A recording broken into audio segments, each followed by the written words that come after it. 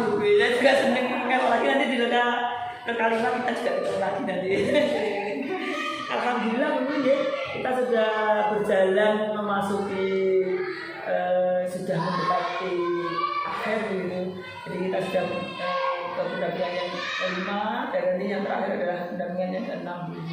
Tetap semangat Ibu ya. Tetap semangat ya. Karena banyak hal yang kita dapatkan di situ ya.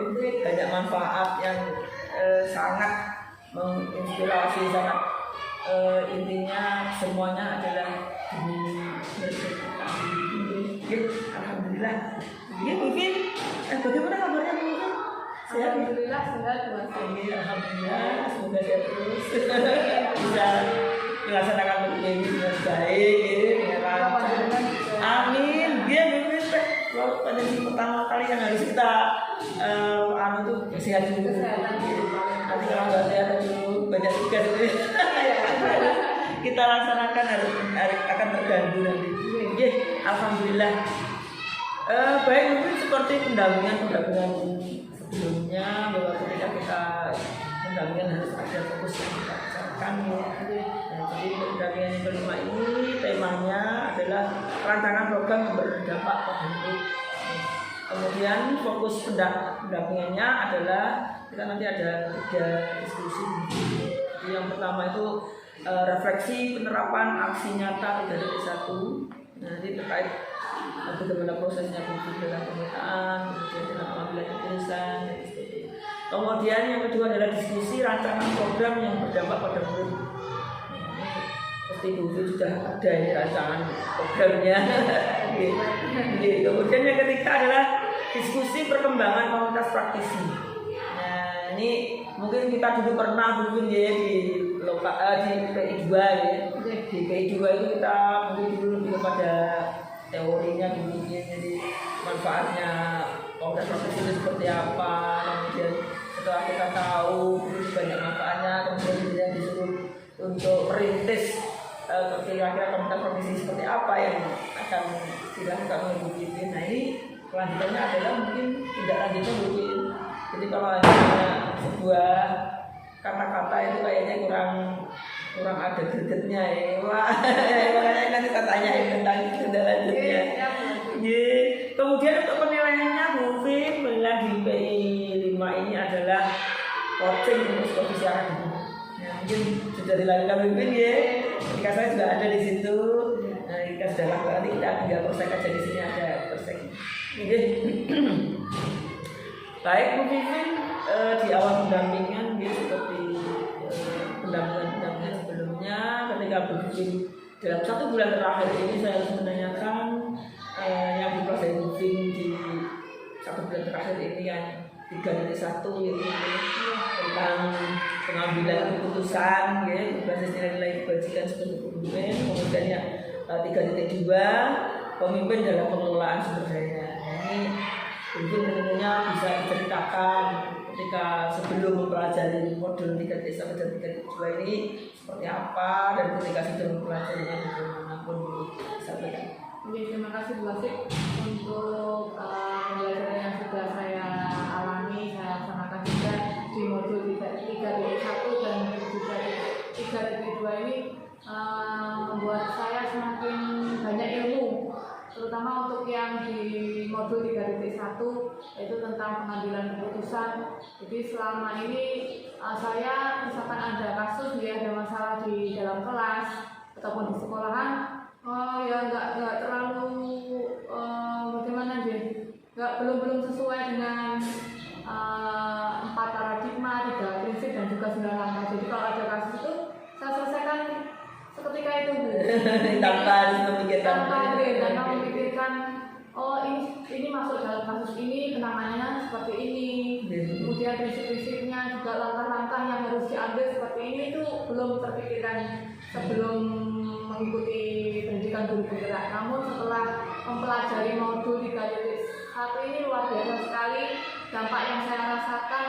Saya semakin paham, oh ternyata begini, oh ternyata kasus ini saya bisa membedakan, oh kalau ini masuk di 4 paradigma, yaitu tentang ini individu lawan masyarakat, ini kebenaran lawan kesetiaan, terus kemudian ini kasus keadilan versus belas kasihan, dan yang terakhir jangka pendek versus jangka panjang. Sebelumnya belum terpikirkan, setelah bentuk ini saya semakin paham, semakin tahu, dan nanti mungkin kedepannya pengalaman saya tentang 9 langkah pengambilan keputusan ini saya laksanakan, saya implementasikan dalam mengambil sebuah keputusan Luar biasa mungkin. Dan untuk yang di modul 3.2 tentang pengelolaan sumber daya ini, saya rasa juga memberikan dampak yang baik untuk pengetahuan saya, ilmu saya jadi semakin bertambah. Saya pikir dulunya kalau sumber daya itu ya cuma sarana-prasarana. Ternyata dari 7 semuanya aku masuk ke aset baik dari manusianya, sosial, politik, budaya dan agama ternyata juga termasuk. Sebelumnya saya belum paham kalau ternyata sumber daya itu ada seluruhnya di sekolahan saya. Gitu buat sih untuk luar biasa mungkin. Jadi kalau saya boleh menyimpulkan dari apa yang Jinan sampaikan itu, ketika kita belum mempelajari modul ini, modul 3.1 dan 3.2 ini belum kayaknya tidak tahu apa ya, cuma apa yang kita tahu gitu aja gitu. Tapi ternyata setelah ada masukan ini kan jadi membuka mata kita ya. Jadi kita mengambil keputusan harus ada paradigmanya, ada prinsipnya, kemudian langkah-langkahnya. Kayaknya kita menjadi seorang guru yang cerdik gitu ya. Menjadikan kita lebih bijak. Nah, gitu. Akhirnya dalam mengambil sebuah keputusan bermanfaat bagi orang lain, tidak menyakiti. Itu ya berpihak pada anak gitu ya. Gitu luar biasa mungkin saya senang sekali karena memang saya dulu awalnya juga begitu Bu. Jadi sebenarnya kan kita kadang namanya manusia ya, pokoknya sebenarnya selesai ya sudah gitu, tanpa berpikir panjang gitu kan. Tapi setelah kita melihat teori-teori seperti itu, oh ternyata ya kita harus mempertimbangkan segala sesuatu. Mungkin juga bisa membuat kita koreksi, oh ternyata dulu harusnya nggak seperti itu. Nah, betul sekali. Mengevaluasi diri. Oke, kemudian yang tadi yang disampaikan untuk yang 3.2 itu tentang aset-aset ini sama Bu. Jadi ketika kita sudah mempelajari sangat bermanfaat sekali. PGP ini membantu kita dalam memperkaya gitu ya. Akhirnya setelah kita memperkaya tentang ini, akhirnya kan rancangan program-programnya akan kita canangkan itu banyak gitu ya. Itu membuka mata kita kan ya, wawasan kita, berpikir kita bahwa oh ternyata ini bisa ya digunakan dan ternyata kita juga punya. Ya itu loh. Kenapa kita diam saja? Oke, luar biasa mungkin. Jadi saya harapkan memang penjaringan juga seperti itu. Nanti akan banyak hal yang akan kita lakukan dengan apa yang kita sudah ketahui yang sebelumnya belum tidak diketahui gitu ya. Ya luar biasa.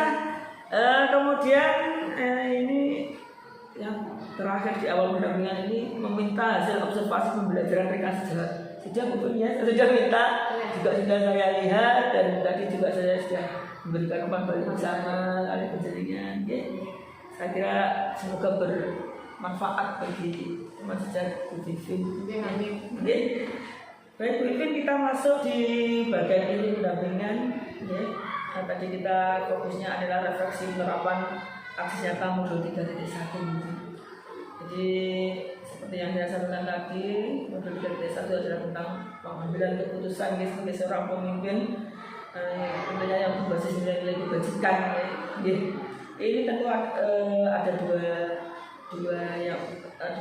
pernyataan pertanyaan saya. Jadi pertama itu refleksi proses pembuatan peta sumber daya. Ini ada kaitannya dengan 3.2 juga mungkin. Jadi nanti setelah kita memetakan sumber daya itu, kita langsung ke pengambilan keputusan. Jadi memang disetting seperti itu. Jadi mungkin 3.2 mungkin didahulukan dulu, kemudian nanti di akhirnya di 3.1. Tentang refleksi proses pembuatan peta sumber daya, itu yang pertama, yang kedua refleksi proses pengambilan keputusan. Di proses pembuatan peta sumber daya ini, pertanyaan saya begini Bu Vivin, bagaimana proses Bu Vivin dalam menemukan atau mengidentifikasi sumber daya yang ada di sekolah? Kira-kira prosesnya seperti apa? Oke, untuk mengidentifikasi sumber daya yang ada di sekolah, tentunya yang pertama itu saya harus memahami betul 7 aset yang ada di BUASIK. Yang pertama yaitu manusia, kemudian sosial, fisik, lingkungan, juga finansial, politik, dan yang terakhir yang ketujuh ini ada agama dan budaya. Ini saya memetakan aset atau modal internal juga maupun eksternal yang dimiliki oleh sekolah kami ini untuk mewujudkan ekosistem pendidikan di SD negeri kami ini menjadi lebih ideal dan menyenangkan. Ini untuk anak-anak tentunya. Juga saya berkolaborasi dengan kepala sekolah, juga dengan rekan sejawat, dan juga murid-murid, anak-anak sendiri, dan juga pihak terkait dalam pemetaan aset ini BUASIK. Mungkin bisa dicontohkan Bu, modal internalnya berapa, eksternalnya seperti apa mungkin? Jadi kalau modal internalnya mungkin dari 7 aset itu masuk yang di manusia, sosial, fisik, dan kalau eksternalnya mungkin finansialnya juga dari eksternal BUASIK. Dan dari kolaborasi saya bersama kepala sekolah dan juga rekan sejawat ini, saya juga sudah melaksanakannya di modul 3.2. Hasil nyatanya saya semacam ada sosialisasi tentang menentukan aset dari sekolah kami di kedua sih. Jadi luar biasa Bu Vivin. Jadi nanti juga ada kaitannya dengan menjelang ke-6 Bu Vivin kayaknya tentang pemetakan aset itu. Ada diskusi itu juga. Nanti tidak harus lakukan itu nanti. Silakan di ke-6 gitu. Iya. Kalau buku sudah melakukan itu kecil berarti.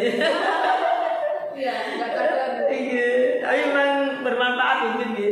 Jadi memang ketika kita mengambil sebuah langkah dan sudah memetakan di sekolah seperti itu, kita kan tinggal aja yang belakang kan tinggal mungkin ditambah lagi orangnya atau bagaimana itu terserah Bu Vivin nanti. Kemudian apa saja kendala dan tantangan yang Bu Vivin hadapi saat melakukan identifikasi sumber daya sekolah dan bagaimana cara mengatasinya? Dulu kan sebelum mengikuti kan masih kurang gitu informasi mengenai aset sekolah ini semacam apa. Setelah saya menggali lagi pengetahuan saya buka-buka lagi di modul 3.2 ini, saya eksplor lagi pengetahuan saya jadi semakin paham tentang apa itu aset dari sekolahan. Jadi sebelumnya saya juga sering berpikir masih berbasis kekurangan gitu BUASIK. Ternyata sudah dialih semua dengan saya mempelajari modul 3.2 ini. Jadi setelah mengetahui aset ini, saya cenderung sulit menentukan aset yang sebelumnya, dan setelah memahami materi di modul 3.2 saya semakin paham dan bisa mengetahui sendiri, bisa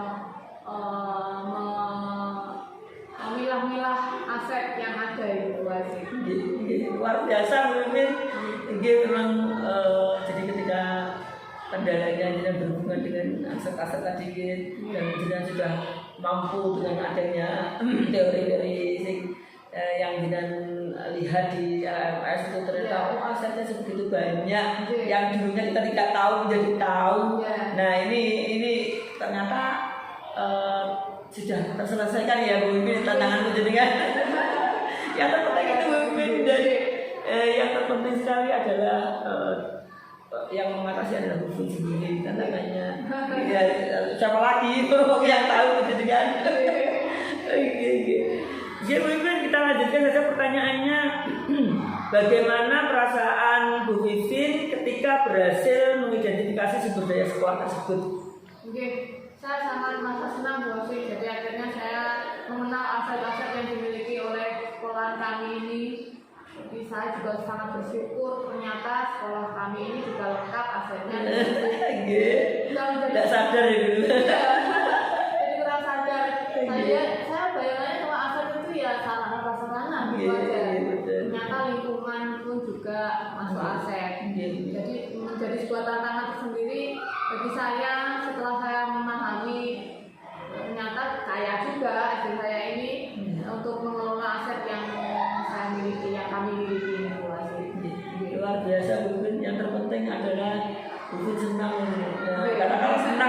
sudah senang itu nanti tindak lanjutnya akan bermanfaat yang lebih banyak lagi gitu. Dan yang tidak kalah penting adalah Bu Vivin setelah tahu dari pemetaan aset-aset itu ya, ternyata banyak aset yang kita punya, dan ini yang terkoneksi sekali adalah Bu Vivin bisa memaksimalkan apa yang dimiliki itu menjadi sebuah program atau kegiatan yang bisa memajukan lembaga pendidikan. Jadi sebuah tantangan yang nanti akan saya jadikan sebuah program. Nah, betul Bu Vivin, memang diharapkan seperti itu. Gitu luar biasa Bu Vivin. Kita lanjutkan pertanyaannya. Apa pertimbangan Bu Vivin dalam menentukan sumber daya sekolah? Jadi pertimbangan saya untuk menentukan sumber daya ini, saya ingin mewujudkan Merdeka Belajar dengan pengelolaan program yang tentunya berpihak pada murid Islam, ini mempertimbangkan kebutuhan belajar mereka masing-masing dengan berbasis kekuatan aset yang kita miliki ini melalui pendekatan apresiatif untuk diri lewat tahapan belajar. Lengkap ini. Luar biasa Bu Vivin. Jadi mungkin saya juga teringat apa yang disampaikan oleh Pak Wawan bahwa kalau kita berpikir berbasis masalah atau kekurangan yang kita miliki, nanti ya cuma bisa mengatasi itu aja. Tetapi ketika kita berpikir atau berbasis aset, nah ini banyak hal yang akan kita lakukan. Jadi mudah-mudahan kita bisa memaksimalkannya Bu Vivin. Saya bisa maksimalkan. Begitu luar biasa. Kita lanjutkan. Apakah terdapat hal lain yang dapat menjadikan sumber daya sekolah yang belum Bu Vivin temukan dalam proses yang sudah berlangsung ini? Kalau dalam proses yang sudah berlangsung ini, semua aset yang saya identifikasi sudah masuk semuanya Bu Asim. Dari ketujuh aset itu semuanya sudah saya dapat identifikasi, jadi belum ada yang tidak saya temukan. Jadi Bu Vivin tentunya ini ada tidak lanjutnya nanti mungkin setelah dia mengidentifikasi semuanya ini nanti ini lanjut proses pertanyaan selanjutnya. Jadi ketika penjaringan sudah memetakan semua aset yang dimiliki oleh lembaga penjaringan, tentu tidak hanya itu berhenti di situ ya. Tentu ada hal-hal yang akan menjadi lakukan dan itu sangat berpengaruh pada pengambilan keputusan. Nah, ini pertanyaannya. Pertanyaan saya yang pertama adalah berdasarkan hasil pemetaan yang Bu Vivin lakukan, bagaimana hal tersebut memengaruhi proses pengambilan keputusan yang dilakukan Bu Vivin. Nah ini kira-kira bagaimana itu? Jadi dari hasil pemetaan ini, menurut saya Bu Asim ini sangat mempengaruhi proses pengambilan keputusan. Jadi melalui pemetaan sumber daya atau aset-aset yang ada ini menjadikan program sekolah ini yang berpihak pada murid. Jadi nanti setelah saya seperti yang sudah saya sampaikan, nanti setelah kita mengidentifikasi aset-aset ini nantinya bisa merancang atau membuat program-program yang baik untuk kemajuan dari lembaga kami. Jadi tidak pada sesuatu. Tidak pada sesuatu pengaruhnya pengambilan proses pengambilan keputusan. Luar biasa.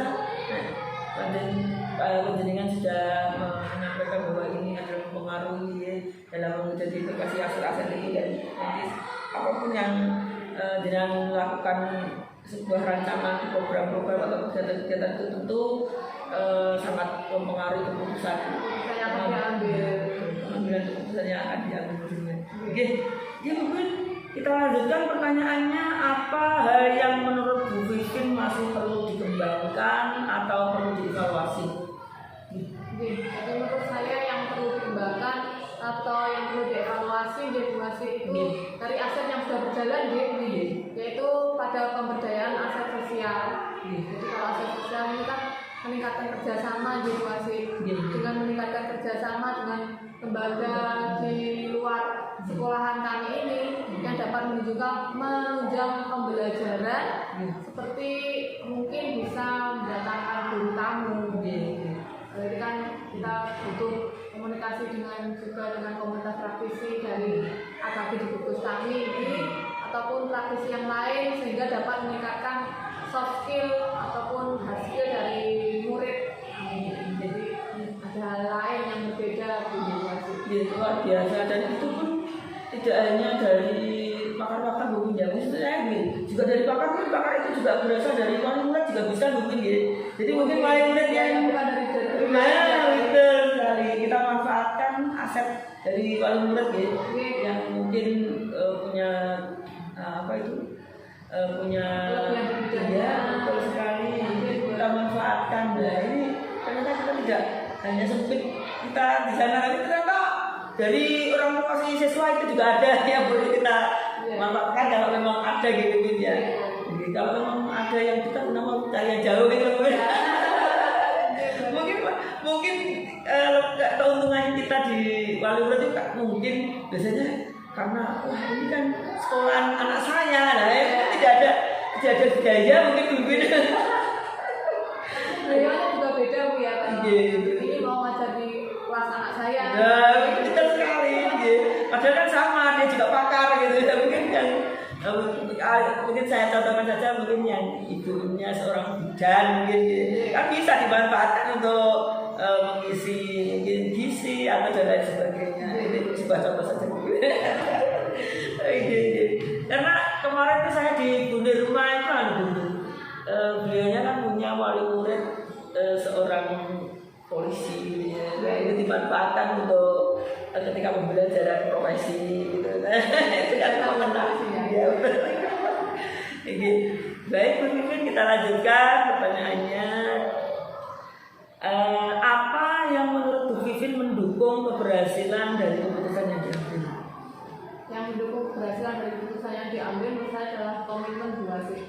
Komitmen dan konsistensi dari dalam diri untuk menjalankan tahapan-tahapan yang ada dalam pengambilan keputusan sesuai yang sudah saya dapatkan, yang nanti inginnya bisa berdampak pada murid dan yang paling utama yaitu berbasis kekuatan aset. Betul sekali. Dan tentunya apa yang menjadi kepentingan adalah tentu dari kepala sekolah juga, dari termasuk Jawa, semuanya akan ikut berkomitmen dan ikut semuanya bersama-sama berkolaborasi mewujudkan sebuah lembaga yang maju. Jadi kayaknya kita kalau mengatakan mendukung itu sebenarnya mau tidak mau itu banyak sekali gitu ya, dukungan-dukungan yang mengiringi kita ya. Kita juga semakin semangat gitu. Kalau kita bekerja sendiri kayaknya ya kurang maksimal mungkin ya. Keberhasilannya berbeda. Nah betul sekali ketika didukung oleh banyak faktor, banyak pihak ya, tentu lain akan hasilnya lebih maksimal lagi gitu ya. Oke Mimin, luar biasa, kita lanjutkan. Nah ini menyangkut pengalaman beliau. Adakah pengalaman yang terjadi baik dalam waktu dekat ataupun sebelum mengikuti pendidikan guru penggerak yang mencerminkan dilema etika? Tadi Bu sudah menyampaikan ya pada empat paradigma yang disampaikan tadi, baik ini terkait murid maupun rekan sejawat. Ini mungkin lebih kepada pengalaman yang dilema ya, ini masalah yang ya ini mungkin sudah mendapatkan ilmunya di satu ini untuk pengalaman saya tentang dilema etika ini dua ini sebelum saya alami sebelum mengikuti program guru penggerak dulu kan waktu masa pandemi masa corona itu kan kita masih pembelajaran daring jadi selama hampir cukup lama bulannya jadi praktis tanpa pertemuan tatap muka jadi praktis tanpa pertemuan langsung. Pada saat itu kan kami sebagai guru juga memberikan fasilitas pembelajaran sama anak-anak secara daring lewat WA. Malam itu karena terbatas di situasi karena kami di sekolah yang bukan di daerah perkotaan, jadi cukup lewat WA. Itu hasil belajar dari anak-anak ini menjadikan dilema buat saya. Anak-anak karena ini kebutuhan mereka nggak tercukupi dalam proses pembelajaran, ini mengakibatkan ada beberapa anak yang nilainya baik tapi bukan dari hasil anak-anak sendiri. Oh, gitu. Ada juga yang Dibantu sama orang tua. rajin juga tapi nilainya masih di bawah KKM seperti itu. Itu menjadikan di rumah saya harus bagaimana seperti kami ini karena juga kondisi waktu itu juga memprihatinkan gitu. Iya, betul sekali. Itu dilema yang saya alami buat. Mungkin bisa disamakan yang tadi mungkin pertanyaan yang kedua aja mungkin. Jadi kita lebih kepada seperti apa ya, yang itu adalah pengambilan keputusannya nanti.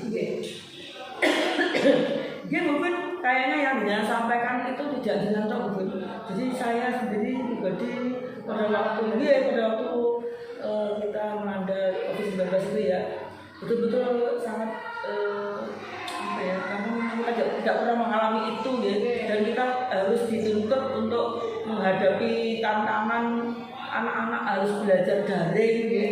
Dan saya juga karena itu mungkin artinya apa, saya pakai metode ini kayaknya kurang begitu pakai ini gitu. Akhirnya ya mau tidak mau juga iya betul apa yang saya itu dilema itu juga ada akhirnya.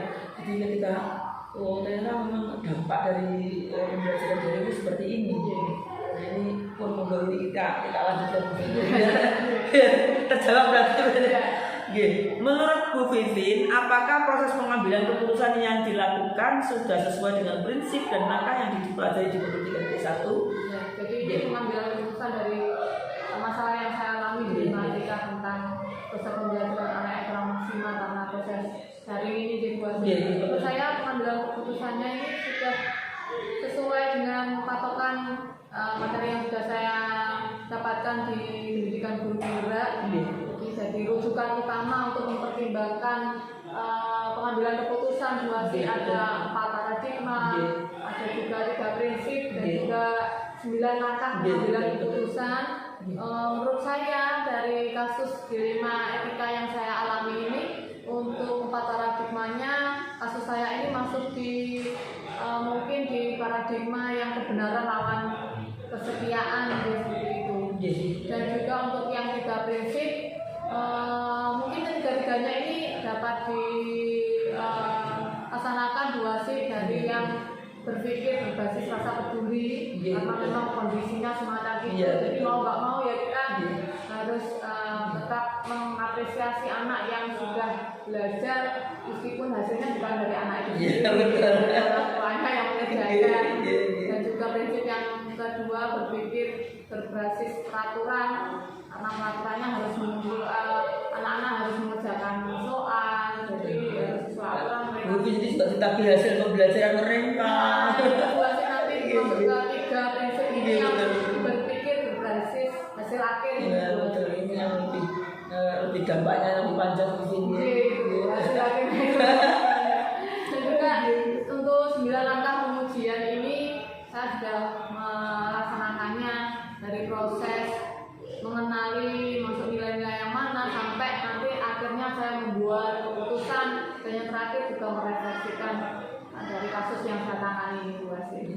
Luar biasa mungkin lengkap sudah deh jawabannya, jadi memang betul sekali dalam kita tentunya kita sebagai seorang guru tidak lainnya selalu menghadapi masalah-masalah begini. Jadi mulai kecil sampai ada aja jadi mulai kecil sampai besar itu ada aja masalah itu.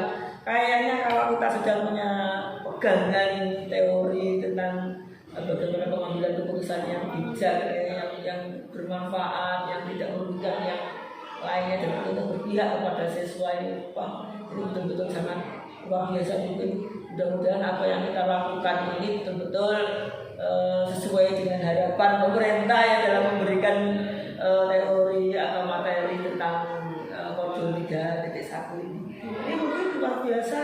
Kayaknya terakhir nih mungkin pertanyaan saya. Apa hal yang menurut Bu Vivin masih perlu dikembangkan atau perlu dievaluasi dari proses pengambilan keputusan tersebut? Jadi kalau setelah kita selesai mengambil keputusan ini perlu dilaksanakan observasi mungkin Bu Asih untuk mengukur keefektifan dari keputusan yang telah kita ambil, sehingga ini bisa dijadikan refleksi untuk diri kita sendiri dan juga untuk evaluasi dalam kurun keputusan berikutnya. Jadi sebuah pengalaman untuk kita mengambil keputusan selanjutnya agar keputusan yang diambil selanjutnya ini dapat membahagiakan semua pihak gitu sih. Luar biasa Bu Vin. Betul sekali. Yang terpenting adalah Bu Vin ketika sudah mengimplementasikan dari apa yang tadi sudah didapatkan di 3.1 ternyata apa itu dalam mengembangkannya menjadikan akan mengobservasi. Nah ini memang harusnya seperti itu Bu ya, biar apa yang kita lakukan itu lebih maksimal gitu ya, dan tentunya sekali lagi hasil yang kita dapatkan lebih sesuai dengan harapan kita. Itu luar biasa. Terima kasih sudah selesai untuk yang yang refleksi penerapan dari pemetaan aset. Iya, betul sekali. Dan malah hafal ya. Saya harus lihat.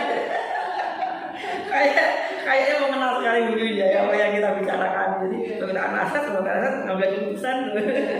Nah ini lain sekali nih. Jadi kita akan bincang-bincang tentang rancangan program yang berdampak pada murid. Nah ini itu juga ada berkaitannya juga. Jadi setelah mengetahui aset-aset yang kita punya ini, kompetensi lembaga kita yang sudah ada ini, yang sudah dengan identifikasi ini dan kemudian sudah dibekali dengan pengambilan keputusan yang sangat baik dengan teori-teorinya tadi. Nah ini kemudian rancangan program itu berkaitan dengan apa yang sudah dia temukan itu. Nah ini kira-kira pertanyaannya begini.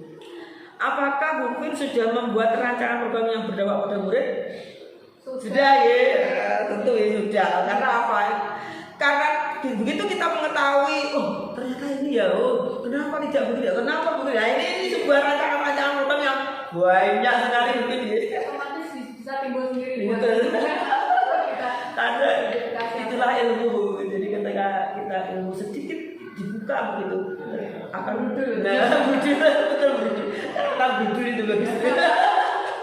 Kayaknya kalau apa timbul itu kurang pas ya. Betul itu kan banyak gitu.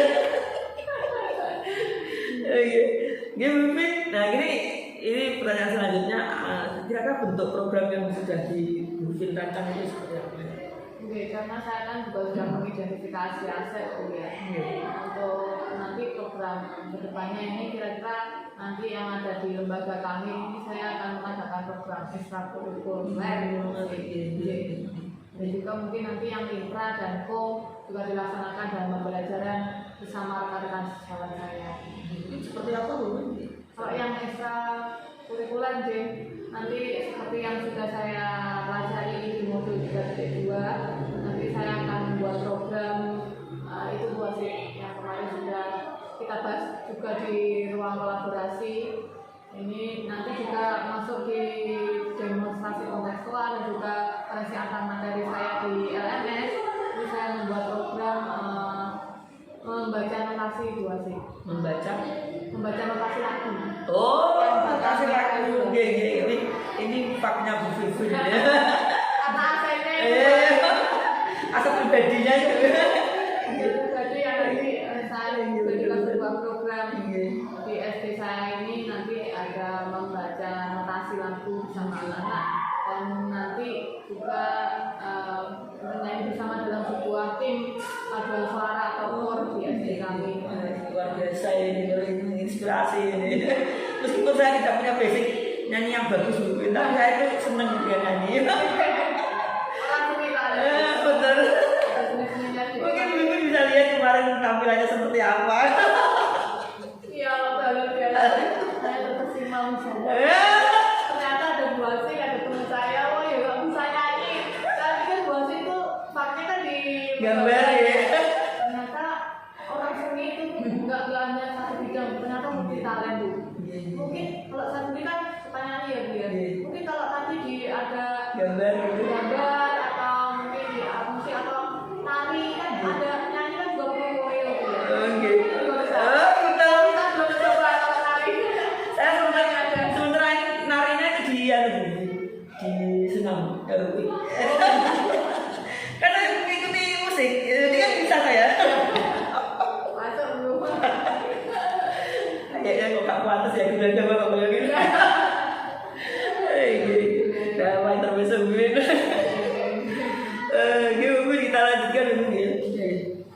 Mungkin tambah saja mungkin. Jadi kalau mungkin tadi kakak lanjutkan mungkin pertanyaan berikutnya, dukungan apa saja yang Bu Vin perlukan untuk menerapkan program yang sudah dibuat? Untuk program yang sudah saya rencanakan kan karena ekstra kurikuler, jadi saya perlu dukungan dari mungkin bapak kepala sekolah dan juga rekan sejawat yang mungkin bisa mendukung terlaksananya program saya ini juga. Jadi dari kepala sekolah, rekan sejawat, anak-anak sendiri juga tentunya kami nanti juga bersama anak-anak, dan juga karena di luar jam pembelajaran mungkin saya juga perlu dukungan dari wali murid. Waktu itu saya sampaikan juga kalau ini ada program semacam ini, apakah orang tua mendukung nanti anaknya kan karena di luar jam pembelajaran itu lagi. Mungkin tadi pertanyaan saya kurang Bu Vin yang awal tadi. Kira-kira Bu Vin rancangannya itu mungkin terstrukturnya itu maksud saya itu tiap minggu atau tiap pelaksanaannya jadi pelaksanaan program ini nanti setiap minggu sekali di hari Kamis ada. di luar jam pembelajaran, mungkin setelah anak-anak selesai terus mungkin istirahat, mungkin kembali lagi untuk mengikuti luar biasa Bu Vin, sangat menginspirasi ini ke saya. Tinggal saya ini bisa pada ini waktunya. Ini sangat saya pikir anak-anak pasti senang ini, apalagi yang apa itu berhubungan dengan nyanyi itu senang. Oke, mungkin memang betul sekali ketika kita punya rancangan sebuah program dan didukung oleh semua pihak, dengan banyaknya dukungan tentu akan lebih memaksimalkan rancangan program ini. Kita lanjutkan mungkin berikutnya adalah apa yang menjadi tantangan Bu Vin dalam melaksanakan rancangan program yang sudah dibuat itu. Kira-kira apa? Kira-kira menurut saya kalau tantangannya jadi mungkin kehadiran anak yang harus konsisten di situasi ini, karena kan ini kaitannya dengan keterampilan anak dalam olah suara atau vokal itu, jadi harus butuh anak-anak ini hadir konsisten setiap minggu. Dan kadang kalau ekstra ini kan ada anak yang satu dua yang izin atau semacam itu, ada malah saya alami sendiri karena dulu waktu saya masih sekolah musik saya juga mengikuti ekstra kurikuler yang hampir mirip semacam program saya ini. Ya banyak anak-anak yang mundur satu-satu. Nah ini menjadi tantangan saya, bagaimana nanti anak-anak bisa tetap semangat mengikuti ekstra ini. Nah ini kira-kira seperti apa itu langkah Bu Vin untuk mengatasi itu? Ya yang tergambar di pikiran saya mungkin dalam setiap momen berkumpul dengan anak-anak, jadi seminggu sekali hari Kamis itu saya membuat nanti strateginya, modelnya sama anaknya berbeda-beda berarti. Jadi nanti mungkin lagunya yang dipelajari yang sesuai dengan karakter anak-anak. Jadi mereka semakin, jadi nggak hanya monoton lagu yang mengambil kebangsaan saja, jadi menyesuaikan karakter anak-anak ini sehingga nanti anak-anak termotivasi, oh besok kita belajar lagu yang gender apa lagi ya, kan beda-beda di gendernya itu mungkin semacam itu nanti ke depannya. Luar biasa Bu Vin, memang kayak diferensiasinya masuk lagi ya. Sesuai dengan keinginan anak. Kalau memang sudah keinginan anak, kesenangan anaknya ya sesuai dengan kesenangan anak itu, saya yakin anak tetap akan termotivasi. Betul ini berdiferensiasi. Ya Bu Vin. Jadi kalau sebuah tantangan dan Bu Vin sudah bagaimana menghadapi tantangan itu, tentunya ya sudah sebuah program kalau tantangan sudah dilihat oleh Bu Vin dan Bu Vin sendiri sudah apa yang harus dilakukan untuk menghadapi tantangan itu, jadilah sebuah rancangan. Nanti kayaknya di ACC betul mungkin jadi mungkin sebuah rancangan kalau kita sudah terprogram betul dan itu semuanya berdampak kepada anak, dan tentu saya yakin dan itu banyak dukungan juga ya dari apa yang dengan buat itu, tentu kita tinggal melihat actionnya Bu Vin aja seperti apa. Nanti barangkali di upacara di event-event kecamatan ini perlu diundang ya. Semoga Mbak. Harus pimpin, jadi harus promosi itu. Kalau saya nggak berani mimpin, masalahnya apa? Saya nggak punya basic dalam nyanyi. Baik pimpin, kita lanjutkan di ayat kita sudah selesai di rancangan programnya bersama sesuai dan murid ini. Kita lanjutkan kepada perkembangan komunitas praktisi pimpin. Nah ini tentunya kita harus balik di kayak ini dua ini. Bahwa dulu kalau untuk sudah merintis sebuah komunitas praktisi, nah tentunya kalau sebuah rintisan kalau tidak ditindaklanjuti kan akan sebuah slogan saja mungkin ya. sebuah kata-kata saja, ini ada namanya tapi kok nggak ada kegiatannya gitu. Ini pertanyaannya begini Wiwin, Wiwin sudah merintis kan komunitas praktisi ini gitu, baik di luar sekolah mungkin bahkan di luar sekolah gitu ya. Nah ini bagaimana peran komunitas, saya langsung anggap ada gitu aja Wiwin, pertanyaannya ada apa enggak gitu. Bagaimana peran komunitas ini terhadap proses belajar Bu Vivin? Bagaimana perannya?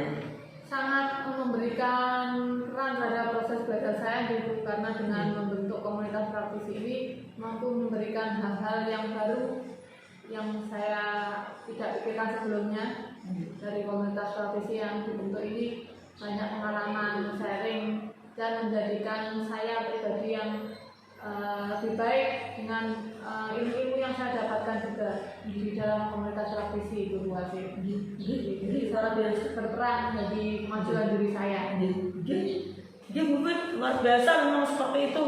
Keinginan dari PGP sendiri bahwa sebuah komunitas praktisi itu membantu kita ya, tentunya di sebuah komunitas itu yang dimana di dalamnya adalah orang-orang yang sama-sama mempunyai tujuan yang sama, mempunyai mungkin masalah yang sama, dan itu diharapkan mendapatkan sebuah solusi dan sebuah program yang bisa membantu ya, dalam apa itu, kalau kita mungkin komunitas praktisi kita adalah seorang guru ya, membantu proses dalam pembelajaran kita.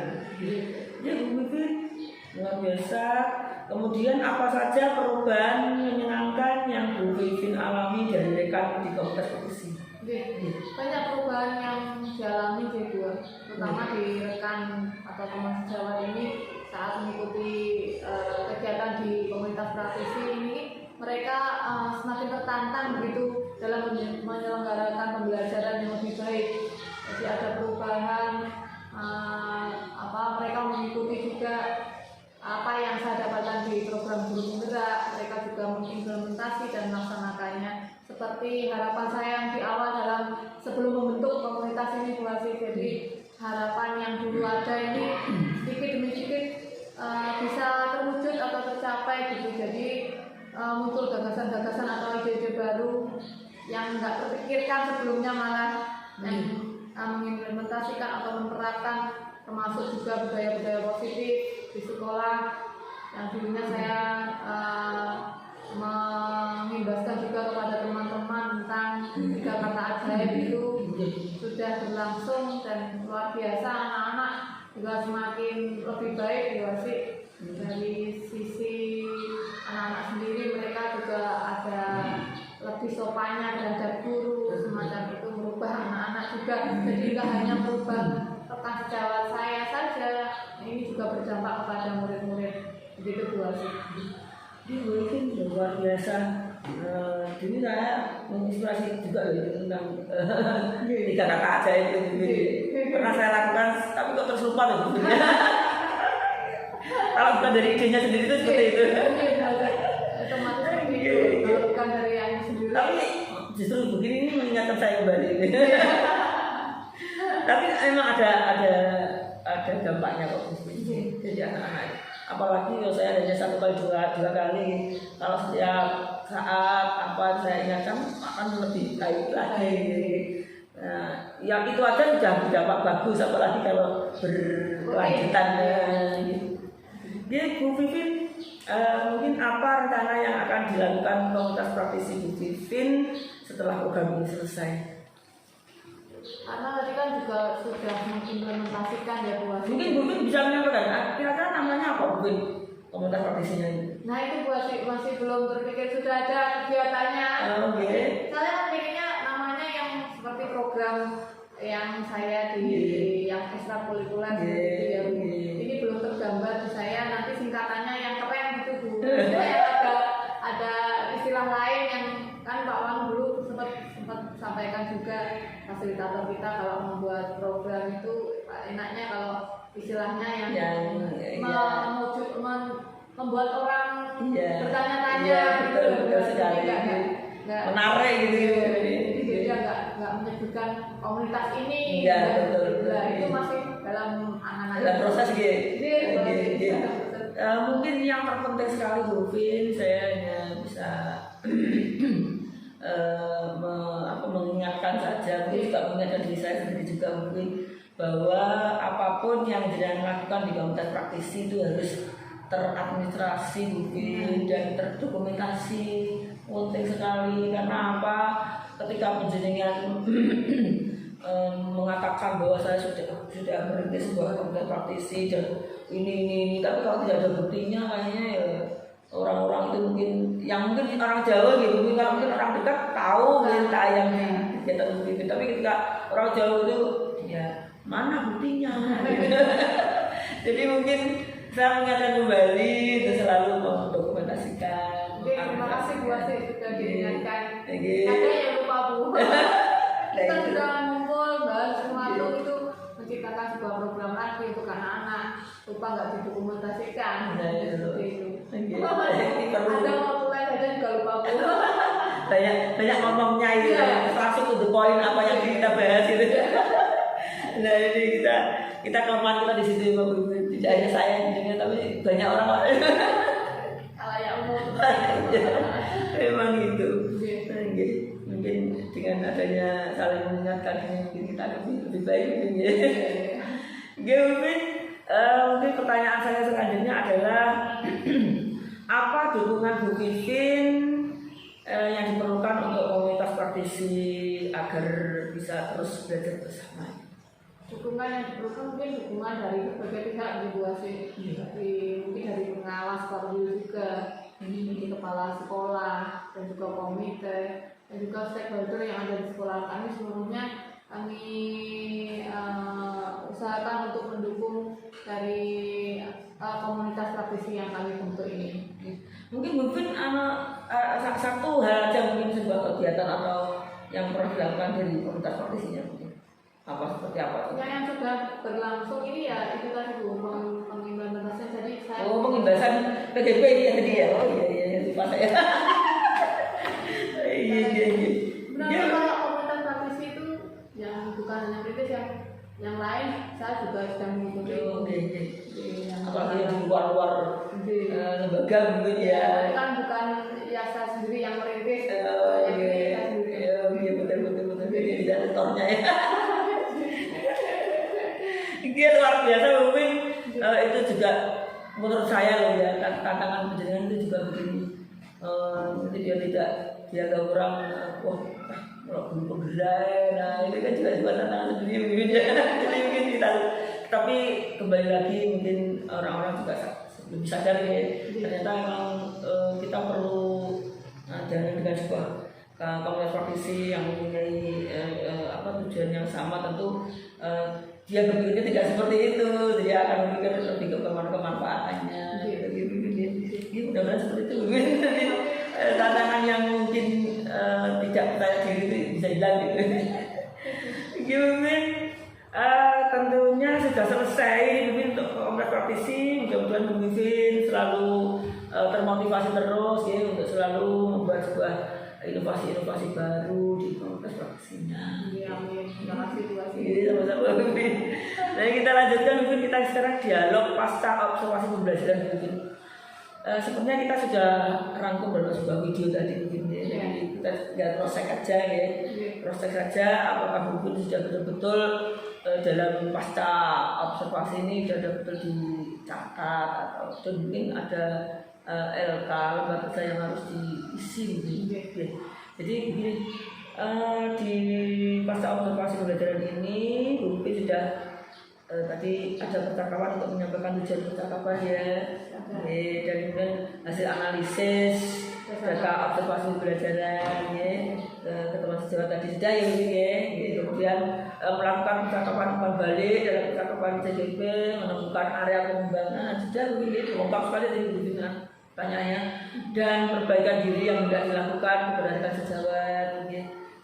Sudah saya sudah tadi mendengarkan. Kemudian dari itu Bu Pipin sudah mengingatkan catat hasil umpan balik berdasarkan percakapan pasca observasi, pasca observasi kelas, kemudian formatnya bisa diambil di modul 2.3. Pada bagian aksi nyata. Kemudian pertanyaannya lagi, bukan pertanyaan dari Bu Pipin, proses aja. Percakapan perencanaan area pengembangan sudah Bu Pipin. Tentunya di LK-nya sudah ada pertanyaan begitu, itu area pengembangannya seperti apa, pengembangan dirinya seperti apa. Iya betul. Kemudian rencana aksi pengembangan diri, hasil perencanaan aksi pengembangan diri mereka sejarah dicatat pada lembar rencana pengembangan diri di format modul 2.3 pada bagian aksi nyata sama kayak begini. Mungkin seperti yang saya share di grup WA itu mungkin LK lembar kerja yang pernah saya yang bisa di grup. Iya betul, itu mungkin salah satu yang harus dicatat. Dan mungkin Bu Pipin nanti saya minta yang sudah lengkap tanda tangan intinya dengan rekan sejawat di PDF lagi kirim ke saya. Oke Bu Pipin, kayaknya kita sudah selesai Bu Pipin dalam pendampingan ini. Kita di bagian akhir pendampingan ini. Kalau di akhir pendampingan yang lalu-lalu Bu Pipin mulai pendampingan 1, 2, 3, 4 itu kita kayak pertanyaannya sama Bu Pipin. Dari mulai awal sampai akhir apa yang menarik dari untuk pendampingan ini. Pertanyaannya seperti itu, tapi ini lain. Ini pertanyaannya lain. Beda. Jadi begini. Setelah Bu Pipin menjalani program PGP, apa hal yang menurut Bu Pipin paling dikuasai dari materi-materi yang sudah dipraktikkan? Ini enggak hanya di modul 3 aja Ibu ya? Seluruhnya. Jadi yang sudah dipelajari di modul 1, 2, 3 dari titik-titiknya itu, ketika itu sudah jalan praktekkan, kira yang Bu Pipin sudah sangat menguasai dan sangat mempraktekkannya itu yang yang sangat ini buat saya mungkin di yang budaya positif karena selain setiap hari juga sudah dilaksanakan untuk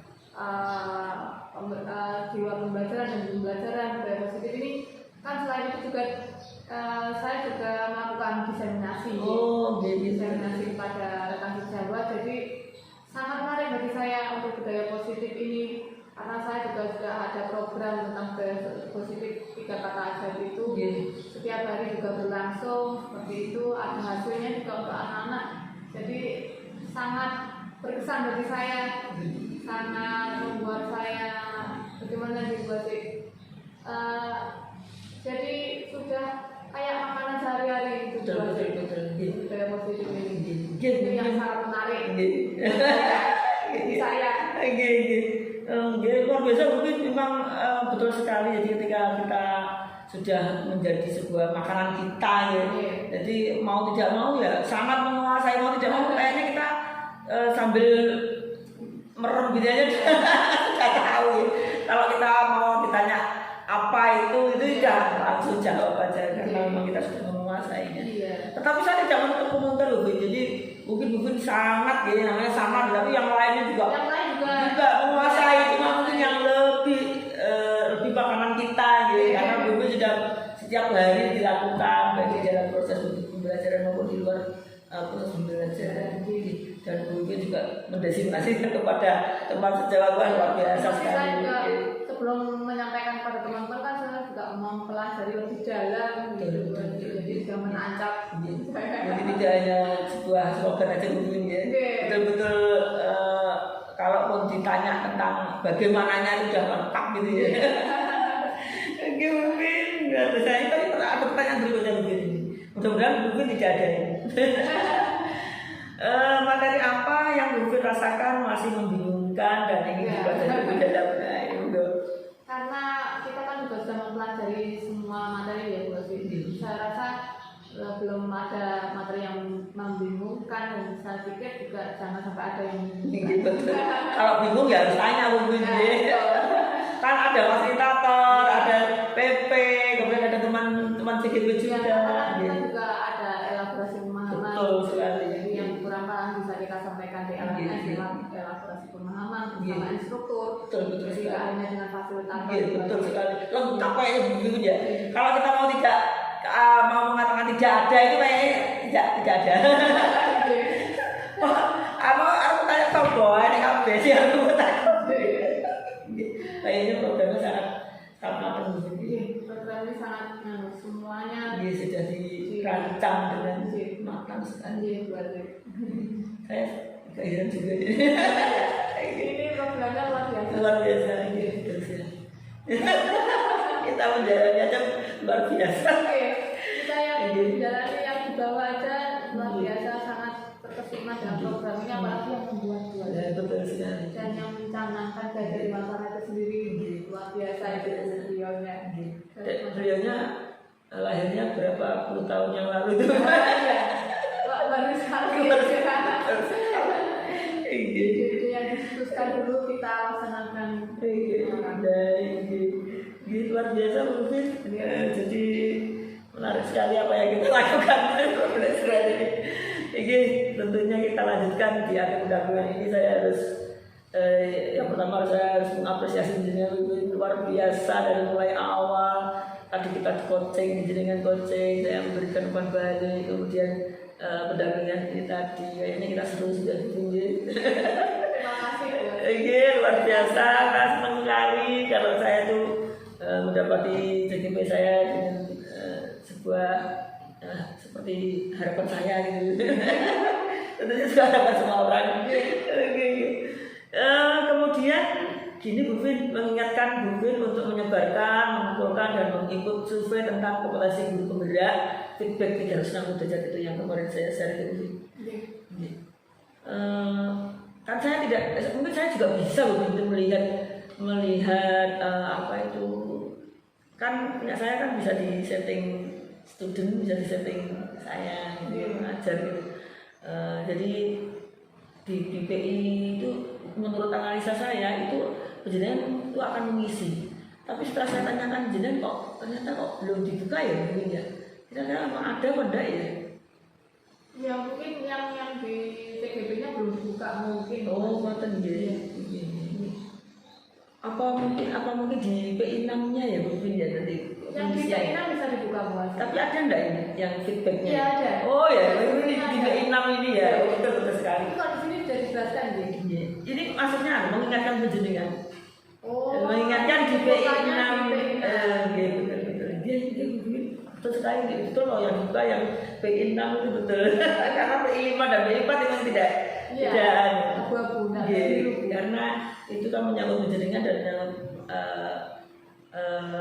apa itu kemarin sebelum observasi penjenengan apa ya PI 3 diferensiasi sama KSE saya sedikit mungkin kemudian setelah saya mengingatkan tentang survei itu 360 derajat itu mungkin ini saya harus mengingatkan penjenengan tentang untuk melakukan diskusi terkait pemetaan aset pelaksanaan sebelum PI 6.